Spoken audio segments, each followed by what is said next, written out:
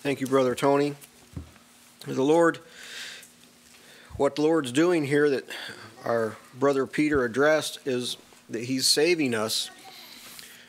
And this is a key issue to remember when going through trials and persecutions, which we will go through, is that God is not just bringing us through the trouble, but He's bringing us to glory. And this is a part of that work.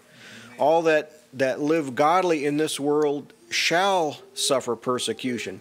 And I've been in places where whenever they come to a text that talks about suffering or persecution, they look at it as though it's optional. Like, some of you might have to suffer for Jesus. We hope you don't, but some of you might have to.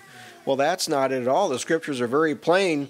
If you're living for the Lord, you will suffer for Christ's sake, not just because of bad weather that comes along or something like that. It's for Christ's sake that you're suffering.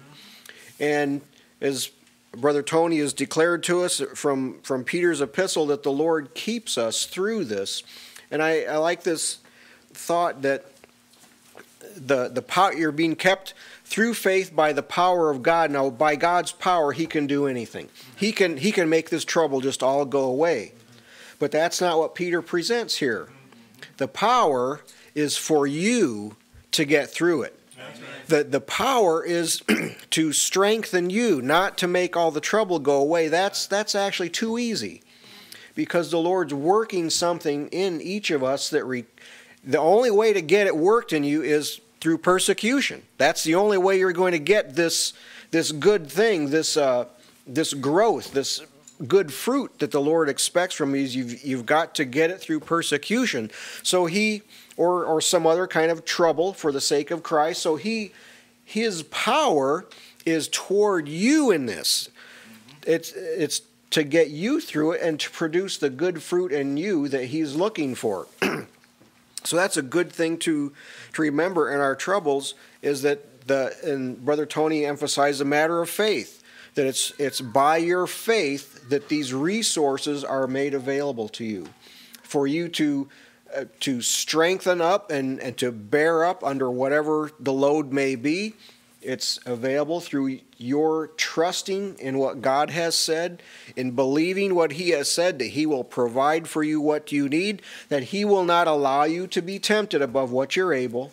He's not going to burden you with something that you just absolutely can't bear, He won't do that.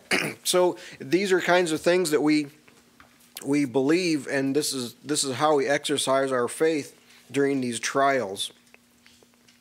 Brother Tony said if God didn't keep us, the powers of darkness would run right over us.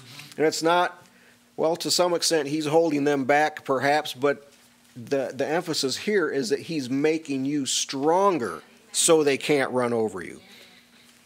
Anyway, I thank Brother Tony for that good message, and I want to leave you with this word of exhortation in James 5:11. We count them happy which endure.